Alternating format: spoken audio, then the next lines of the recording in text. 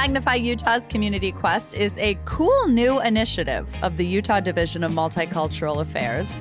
It's like a passport, inviting you to explore hot spots in Utah. Restaurants, landmarks, and places to connect you more deeply with your own heritage or a different one. Use the Community Quest map to plan your next adventure in our state.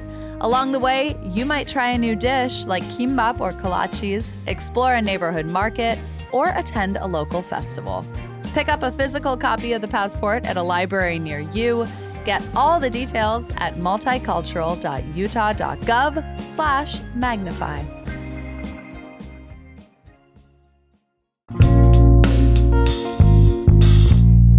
Today on CityCast Salt Lake, unauthorized flock cameras in Millcreek. Who put them there? Plus, a guide to getting your towed car back, and we've got picks of the week for you. I'm Emily Means, filling in for Ali Vallarta, and I'm here with producer Ivana Martinez. Good morning, Ivana. Hi. Hi. And we've got CityCast Salt Lake contributor Chandler Rosenberg here with us. Hi, Chan. Hi, guys. How you doing? Hey. Good to have you both here. Before we get into the show today, I've got to tell you about our membership program. We've been rocking on kind of a subtle membership campaign over the past couple of weeks. We're trying to clear out our member swag closet. And for just $10 a month or $100 a year, you can support the work that we're doing here at CityCast Salt Lake. Do you love this podcast? Both of you love this podcast, right? I love this podcast. Yeah.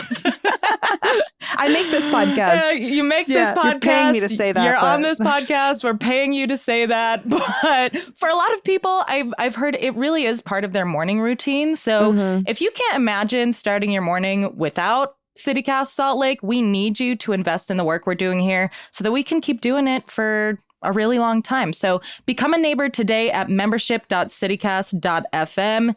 Ivana, why do you think people should become a member? I think people should become a member if you've ever used this podcast or newsletter or even our Instagram to find something cool to do in the city or to keep you informed or to tell your neighbors about something that's going on in your neighborhood. Totally. I think if you have a lot of utility for one of our products and you are like, I don't know what I would do without it. And I like to hear our voices, our words in your inbox every day, and it's a useful product to you and you want to support local journalism, I think this is the way to do it. Plus, I have to say, we have some really cute swag, and I actually have our diner mug right here. I'm obsessed with it. Wait, I don't have a mug. You're Vanna Whiting it. Cute. Oh my gosh. Look at the lipstick all over the diner mug. Your diner mug will not come with lipstick already, but unless you want it to. I mean, maybe. You have to pay extra for that, we actually. We can sign it. I don't know. Maybe. The mug is cute. Chandler, do you have a tote bag or a pennant or anything like I'm that? obsessed with the pin from, I think it was 801 Day last year that says, I live here on purpose. I wear it all around and people always ask questions about it. Yeah. Cute. I think it's so cute. Okay, to be fair, we don't have the pin in our swag closet clean out right now, but we've got a great mug for you. Like Ivana just showcased, we've got a tote bag. It's a canvas tote bag. Perfect for fall. It's structured. It can hold a gallon of milk. Yeah, it can hold all your library books. And then we have a gorgeous blue pennant that we designed in collaboration with Oxford Pennant. Has the 9th and 9th whale on it. And I think actually that one says I live here on purpose. So it's some good swag options all around. That whale lives here on purpose. That's right. We put her there. Yeah. I think the thing that we should say about this merch is that once it's gone, it's gone. And it's pretty exclusive. You can't get it anywhere else. So if you've been like, I really want to rep the city in a cool and interesting way, I want to show off that I'm a CityCast neighbor, this is your way to do it. Yeah, you can find each other out in the wild. Membership.citycast.fm is how you join our program and get your swag. Gonna be honest, we need about 20 more people to join this week so that we can stay on top of our membership goals for the year. They're real goals that we have to keep this podcast going. I have to give a quick thank you to Paul G., who is our newest neighbor. Thank you so much for joining, Paul. Yeah, it is never too late to support local media, so please support our work at CityCast. Membership.citycast.fm. And thanks so much. Okay, y'all. Everybody is talking about flock cameras lately. These are a specific brand of automated license plate readers, or ALPRs. Basically, it's a camera that typically a government uses to collect license plate information, and law enforcement will say, characteristics. Exactly. Yeah. Law enforcement will say that it helps them solve crimes and stuff like that. But a lot of people are concerned that it's being used inappropriately for immigration enforcement. And there was a story from KUTV this week about a mysterious flock camera that was discovered on Millcreek City property. And what makes it a mystery is that Millcreek says they didn't put it there. They have no idea where this Do we know what city property? Like, I'm like, how do you know? You know what? I'm not totally sure. I think maybe it's the article didn't say, but it was like on the city property. Like, is someone putting this at City Hall and the city's like, we didn't know? I don't know that it was at City Hall. I'd have to look into it. But my sense from the story is that it's a place where, you know, the public can often access. Looks like there's a note here from a parent who said it was near Millcreek Common. So I'm not totally sure the exact location, but I have to tell you, I have a bit of an update for you because I called the city manager, Mike Winder, and he said that they have two theories as to how it got there. Forgot to tell you, Millcreek City took it down and it's in storage now. But two theories.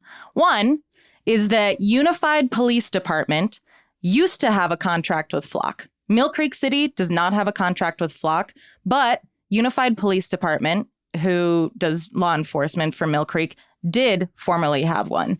And Mike Winder said that when the contract ended, Flock was not great about taking down the cameras. As part of that contract. No way. Yeah. I know, shocking. Right? You're totally surprised. So it could have been a leftover from that. The other theory is that before Millcreek bought this property, it was owned by a private business owner. And Mike Winder says that from looking at the Google Maps footage, this camera appeared between January and June 2022 when that business was still operating. And they could have just been patrolling their parking lot with this camera. So those are the theories about where it came from. But so unconfirmed, correct? Unconfirmed, unclear at this point. But what I also heard from Mike Winder, and this gets to some concerns from, you know, the residents who saw this camera and thought maybe people were accessing data about them. Mike Winder says when their public works team took it down, they are quite certain it was not operational. So interesting. Hopefully that can mitigate some of those fears. But I know you all have really big thoughts about this story and this flock camera philosophy. Yeah, let's get into it. Where is this taking you? Okay, well, I think we should also establish that there are currently, according to a citizen tracker in Salt Lake County, there are 300 plus cameras already out there. I found a website, you guys, don'tgetflocked.com. Oh, where you can find where the flocks are. Yeah. You can keep an eye on them. You can put in your zip code. Yeah.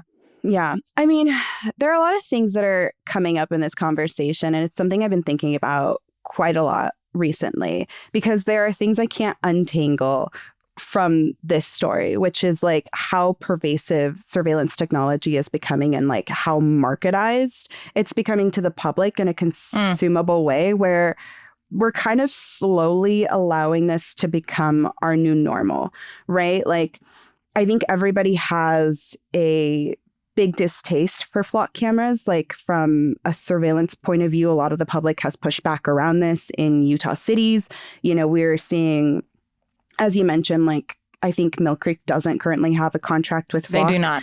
But, you know, in Salt Lake, we are trying to create an ordinance for how to regulate these cameras. Right now, City Council member Ali Pui is, trying to draft up an ordinance to regulate them. And in other cities, we've seen a lot of residents kind of push back against this in their communities.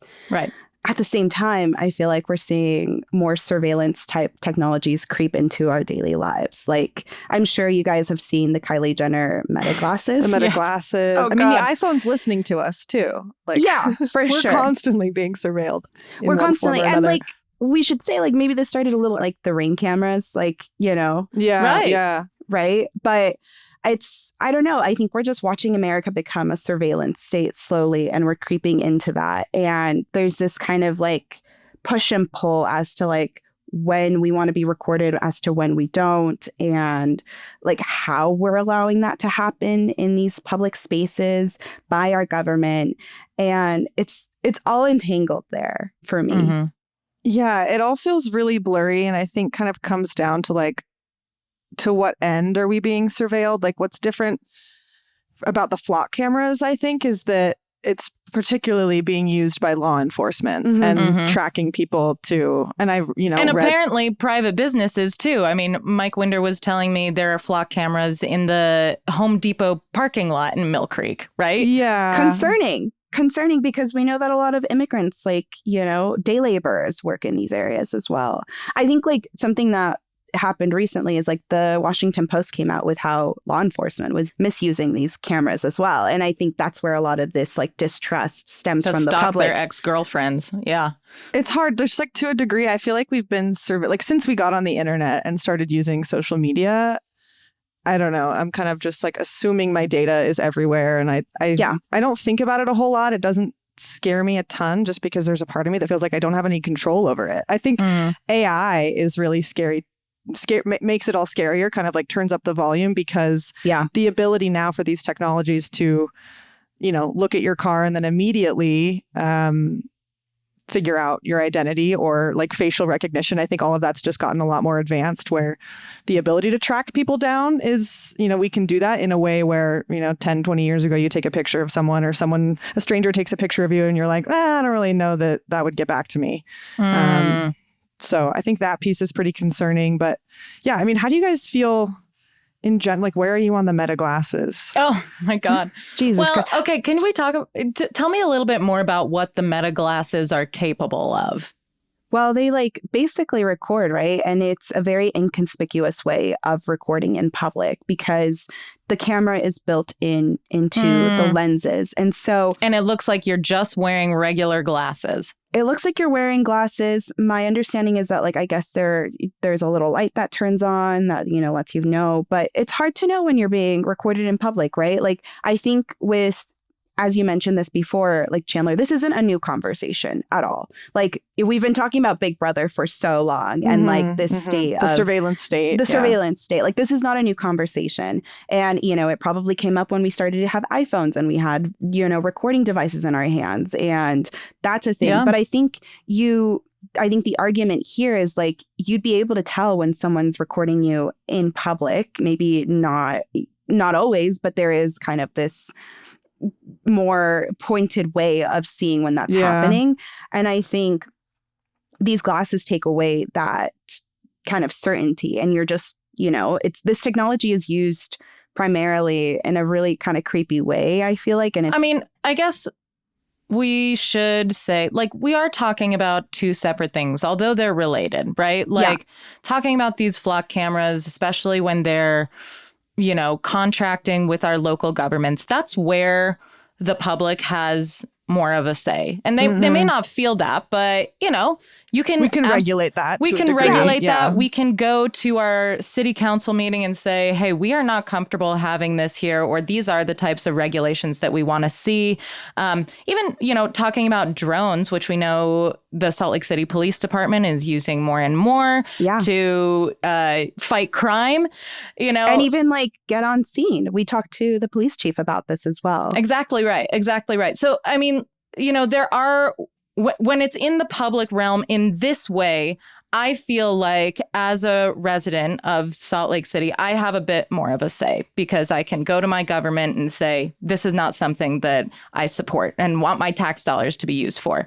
What we're talking about with the meta glasses and the Ring cameras and all of that, that's a real like private, personal, individual decision that kind of breaks the code a bit of our society, man, so I do feel like they're different, although related. But like, okay, just to bring it back to like how I'm also thinking about this in connection to like the state, I feel like we're also seeing like the state of Utah kind of lean into these newer technologies, right? Like that's not separate for me in this conversation of like the flock surveillance, the fact that we have had, a couple data centers come up here and, it's all interconnected for me in in terms of like this conversation. And I don't want to conflate issues, but that is what's running through my mind as I see, there's a $5 million competitive research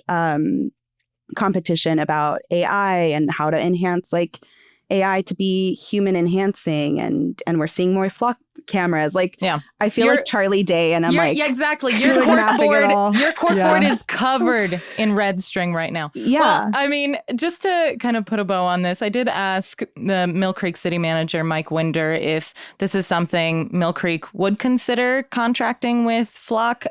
He said, no, Millcreek's not considering this, but again, they are a partner with Unified Police Department. UPD previously had a contract with Flock. So if they decided to pick that up again, I mean, that would be a separate conversation. But, I think that this is a really hot topic right now in our country and state. It's a hot topic in the legislature as well. I was kind of doing some research. Utah was actually early to install laws around this, not very strong ones, but back in 2013 was when they first waded in. And then as recently as the last legislative session, there were bills on both sides of, tightening use on these sort of technologies and also loosening, making the data more accessible, allowing police departments to use it without a warrant. So interesting conversation. I think we can expect this to come up again. For sure. Agreed.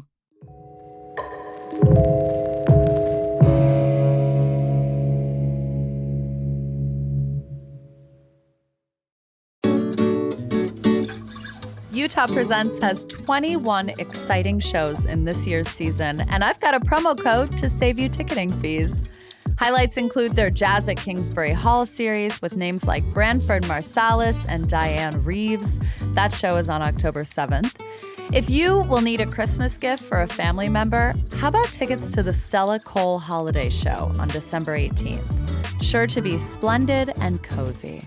Now, if you love dance, who doesn't? Research shows it treats depression.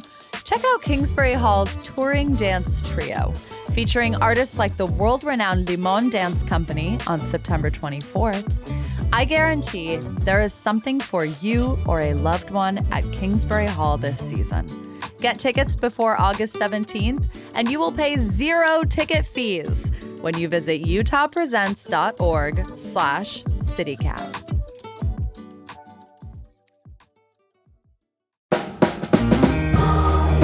The garage floor can look like a crime scene. Road salt, oil drips, tire marks, or it can wipe clean in minutes. Dare I say, your garage can be beautiful. Call SC Garage Floors. SC Garage Floors is family and locally owned with 7+ years doing this, making garages more functional. Their epoxy and polyurethane coatings are built for everything Utah throws at you. Salt, ice melt, hot tires, oil, you name it. Have them add some shelving and racks while they're there. They'll even texture and paint the walls and drop off a storage pod so that your stuff has somewhere to go while they work. Here's what sold me though. Ready? A lifetime adhesion warranty. Not 5 years, a lifetime. Your garage is basically another room in your house. It can look like one. Call SC Garage Floors for a free estimate. Their website is scfsouthvalley.com. Mention CityCast Salt Lake, and you'll get a $250 discount. Producer Ivana Martinez and CityCast Salt Lake contributor Chandler Rosenberg. Have you ever been towed? Oh my God. Not in Salt Lake City. I actually, until this story came up, I did not realize towing was an issue in Salt Lake City. For this poor Salt Lake City Redditor, I mean, terrible time for them. They said my car was towed for, quote, expired registration. They're trying to get their car back. This is not a new problem, though. I mean, There was another... I actually think there are many, many posts on the Salt Lake City subreddit. Oh, yeah. I was towing. scrolling. Yeah. But one person even put together a guide to getting your car back and holding them accountable. Ivana, I know that this is something you are intimately familiar with, so I'm just gonna throw to you. Share your story, Ivana. Your story. This is a safe space. Okay. Make your voice heard. One, starry night in November. I was over at my friend's apartment and I parked in their parking lot. I had validation. I was making Christmas ornaments, guys. Like I was I was trying to be in a really good jolly. space. Yeah. I was trying to be jolly. I was going through something and I was like, finished my little crafts. I was so excited to get back home. I go down into the parking lot. Where the hell is my car? Dude, where is my car? Dude, where's my car? Where is my car? And if you've ever been towed, you know how unsettling that feeling is. Destabilizing, yeah. I mean, it wasn't the first time I've been towed. Were you gaslighting yourself too? Were you like, oh, I must have parked it somewhere else? No, because I was like, I so clearly parked in this parking lot. I was like, where is it? Where is it right now? Because it is like 10:30 at night, maybe like 10-ish. And I'm just like, it's a weekday. I'm trying to go back home. I'm like rattled. And then I come to find out my car has been towed. Boo. If that happened to me, I would assume it was stolen before towed for some reason. Too. That has happened it's to me. Gone. Yeah. Really? Oh my God. Well, yeah, but that was a different lot where I was like, oh my God, did my car get stolen? I called the cops and I was like, they're like, no, ma'am, check the towing thing. So anyways, I had gotten towed by one of our most famous notorious towing companies here, Legacy Towing. And so dun. I had my friend drive me down to their lot because at that point it's like the first thing that you got to do is get your car back because there is like a fee that starts going into place, a holding fee. It's expensive. They're the longer you by left the hour. Yeah. And mind you, all this to say, I was in the right. They were in the wrong. Just want to let the record show. And I did submit an appeal and I did win. So I think here's what you should do. A dub for the people. What do they say? They're just like, oops, we didn't mean to tow. Or are they like, yeah, we try, that's our strategy and you outsmarted us? Like, no. Well, it's like a painful process, I would say. And you kind of just... They probably know most people aren't going to go through that. I think some people should. And I think my advice to anyone who's listening to this is that you should try to. Disclosure, disclaimer, Ivana is not a lawyer. This is not legal advice. This is not legal advice. I am just a girl trying to help you out. Get your bag. Yeah. Yeah. Okay, well, the first thing you have to do, you can actually go online and if you're like not certain if your car got towed and search up your plate and VIN. And if it's not listed in the impound like vehicle system, you technically can't the tow company, I don't think, can legally collect payment. So, let that check your temper, let that, settle your worries. But if you're like, no, I definitely got towed. This is the place that I got towed. Because most places, if you're in a parking garage, they'll be like, this is the person who tows you if you... Oh, there's a sign. Yeah. There's usually a sign, yeah.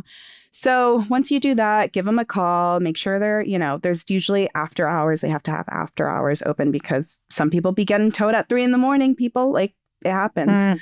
I would say, like, I know it's a really frustrating experience and really, really, like, disheartening. But, like, I would say manage your anger because the people at these companies are, like, not the people who towed you. I know it's really frustrating, but like getting mad at them is not going to help your situation. They have to give Kill them with kindness situation. I actually thought you were going to say they feed off your anger, so that's why you should manage it. No, I mean, like, I think the people at the desk are usually like, they don't want to be there. They're working like a night shift. Right. They're clocking in. People They're yell just at doing them their all job. day long. They're like, I hate this job.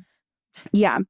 I think you should, like, if you're at the counter, you should start with like asking for the Utah Consumer Bill of Rights. They should hand you this regardless. This is typically what they will hand you before you even ask for it, but you should definitely ask for it if they have not given it to you. This will state your rights as a consumer.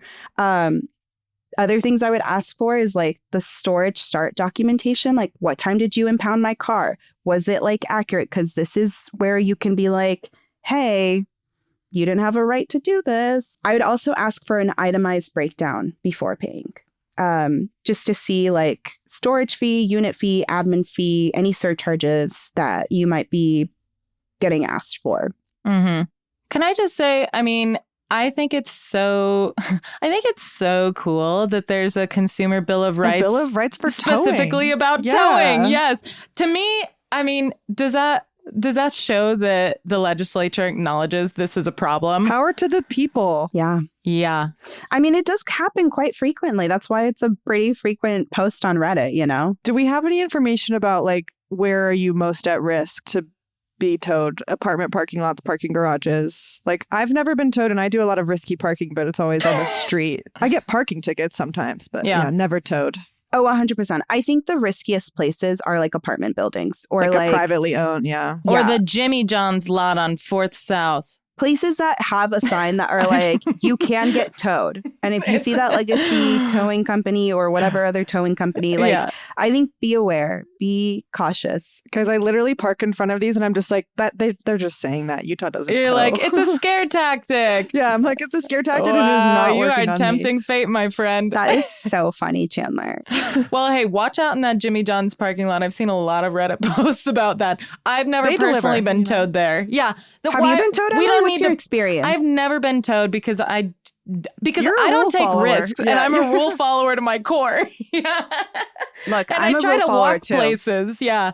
You know, I just don't even car and you won't get towed. Yeah. Just get rid of your car. Yeah. If you take like public transit, right? you won't This is get Emily's towed. propaganda. Yeah. That's my guide to not getting towed. Just take public transit and walk everywhere. No. I don't know what I would do. I think I would have a complete breakdown. I would not be calm, cool, collected. But, you know, I'm just knocking on wood that this never happens to me. Have you ever had a parking ticket, Emily? No. Oh, gosh. I was pulled over once Have in you my ever life. been in trouble? No. I was pulled over just once in my life, and it was earlier this year. And it was a total fluke. It was a total fluke, and the cop lied. But he let me off anyway. So I got pulled over once when I was 15 without my license. Oh my gosh. And it all was just downhill from there. So it's been downhill from there. Great. No. I'm good. I have a good driving record for the record. So okay. Well, one more thing I do want to mention is that you can appeal. So, you know, document everything you have, pictures of your car if it got damaged, timestamps. It's a lengthy process. What I would suggest is doing it right then and there the day of, because it does take like 30 plus days for them to like review your request and like to go through all the things and sort out whether or not you had a right to get towed or not. So start the process earlier. Thank you, fake lawyer Ivana Martinez, for going through this for us so you could share your wisdom with the people. I'm just experiencing life just like any of us, getting towed one day at a time. Girl, just like you, listeners. Just like you, getting towed. Oh my gosh.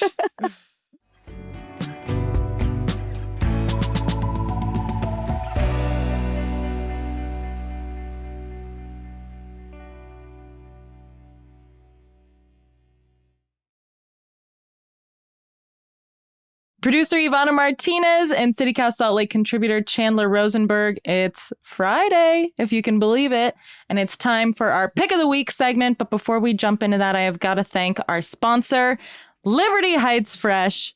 This is such an iconic, legendary grocery store in Salt Lake City. Liberty Heights Fresh is Salt Lake City's original good food grocer. I love that. That's a great slogan. I love them. They are celebrating 33 years of authentic, traditional, full-flavored food. I'm going to tell you about some of the stuff they've got over there at Liberty Heights Fresh. They've got 100% certified, organically grown, and peak seasonal fresh fruits. They have a gorgeous sandwich menu if you want to stop in for lunch. Yeah. Me personally, I'm a huge cheese girl, so this really speaks to me. Andante dairy cheeses from Sonoma County. And here's a fun fact. Ooh. Stephen Rosenberg, no relation, Chan? Not my dad. Okay, even got though it. no one asks. Unfortunately. Stephen Rosenberg, the Liberty Heights Fresh owner, spent a day making cheese with Andante dairy. So, I mean, I got to trust that it's delicious. And then you got to have some good olive oil for drizzling. They've got certified organic Suerte Alta extra virgin olive oil from the heart of Andalusia, Spain. You can put it on your roasted vegetables, your grilled meats. It's great as a dressing in salads. I love to make my own salad dressing. I'm not buying store-bought anymore. It's so easy with good olive oil. Yeah. So check out Liberty Heights Fresh. It's on the corner of 13th South and 11th East. They used to have a slogan, but I don't think it's their slogan anymore. Always eat well And I always loved that. Well. So people also don't know about their soup. I actually just learned, but at the front, they got good soup. It's not by the sandwiches, but every day they have like a to-go soup. You can get like a half container or a full container. I think they've got some sort of like $10 deal with, I don't know what, but check out the soup. This place is like our local Air One. It's so beautiful inside and like so. It's really nice. It feels like such a little luxurious trip to the grocery store. I really love it. Oh yeah. I'm going in there and just standing in there. Yeah. Observing the mushrooms. Everything looks beautiful. Yeah. It's great. We're really lucky to have some wonderful local grocery stores here in Salt Lake. So, okay. Chandler, how about you kick us off? What's your pick of the week? Okay, my pick of the week is K Recipe, which is a Korean restaurant. They call it takeout restaurant, side dish restaurant inside of Chinatown Market, which if you haven't been there, what are you doing? Yeah, get down to Chinatown Market and spend the day. But they just have all of this like grab and go kind of sides that you can get. You can get food to eat right there too that they make.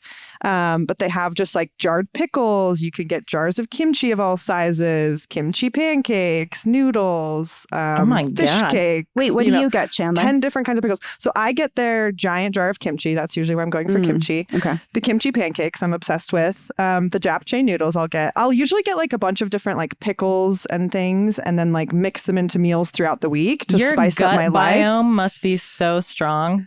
Yeah, I mean, yeah, probably by now. But it's great. It's a cute little family-owned spot. I love it.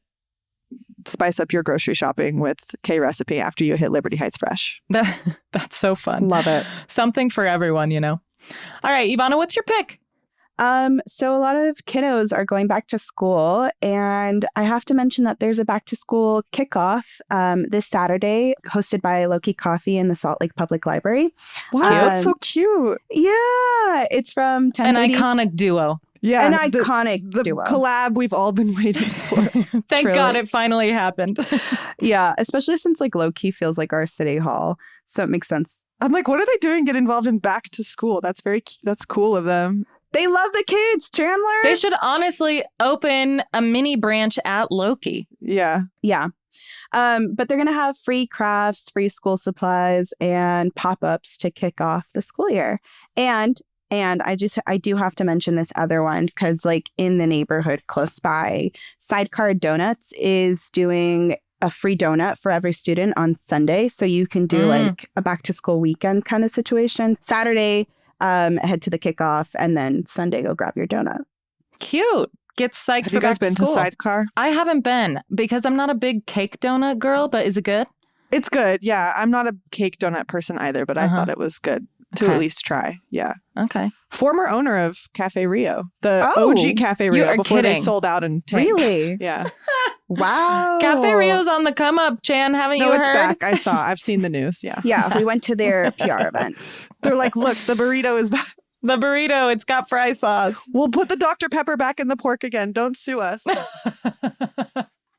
Man, that's a fun fact. I did not know the donut shop was related to Cafe Rio. The more you know, we're keeping you in the know. This is why you should become a CityCast member. Exactly. Right. Great fun pitch, facts Chandler. You bring to the dinner table. Emily, what's your pick of the week? Y'all, I did something really bold for me, and that is that I went outside and I went camping and had 2 days on the river last weekend. Wait, what river? The Colorado. Wow. Okay. The mighty Colorado River. Well, Ivana, funny that you ask. Not really. We actually had to change our route. We were planning to do a different trip, and the water was so low that our river guides were like, you know what? This is uncharted territory for us. We're going to go somewhere else. So we ended up going to Ruby Horse Thief Canyon, which is on the Colorado side of the Colorado River. And I guess I just wanted to give a completely biased shout out to our river runners, Holiday River Expeditions. And this is run by my friend's family. Their name is Lauren, and they've been open for like 66 years. These people are river people. Okay. And, you know, I'm not an outdoors girl. I was really kind of worried about this trip, but they made it as luxurious as they possibly could. They fed us breakfast, lunch, dinner. It was all delicious food. They have a really slick potty setup. Nice. Which was Very honestly my important. biggest Yeah. concern, because I was like, I do not want to poop out in nature, but they made it pretty easy. And above all else, they really understand this river and the land around it. So I learned a ton. We talked about the Colorado River crisis a lot. I just learned so much I can't even tell you about it. You just have to experience it for yourself. So huge plug for Holiday River Expeditions if you want to get on the water Get this to summer. the Colorado River while you still can. Yeah. Do you have a discount code? I'm sorry, I don't have a discount code, but I'll tell you, like I said, family owned and operated. No discounts, even if we it's had a business one, because you worth should support supporting. them. Yeah, business worth supporting. And they're based out of Green River, Utah. And while you're there, you need to pick up melons. Green River is famous for melons. So I took home a honeydew and a canary melon. Yum. But anyway, are you all proud of me? Are you impressed? I'm I've impressed, done it. yeah. Okay. And I'm never camping You again. can officially retire for fall. I'm not doing it again, but I did enjoy my time on the river. All right, y'all. Thanks so much for breaking down the news of the week with me and chatting through all this stuff. Producer Ivana Martinez and CityCast Salt Lake contributor Chandler Rosenberg. Have a great weekend. See you guys. See ya. One last reminder to sign up for our membership program. Help us clear out our swag closet. You go to membership.citycast.fm. You'll be supporting the work of this small local team. That is all for us today here on CityCast Salt Lake. Our host is Ali Vallarta. Our producers are Ivana Martinez and Matilde Urfolino. Our newsletter editor is Terina Ria. Our audience development manager is Angie Treasure. And our executive producer is me, Emily Means. Music is by local band Mitochondria, with additional music from All the Kimonos, Arc de Soleil, Wendy Marcini, Sven Lindvall, Bagel, and Measlo. We'll be back Monday morning with more from around town. Have a great weekend.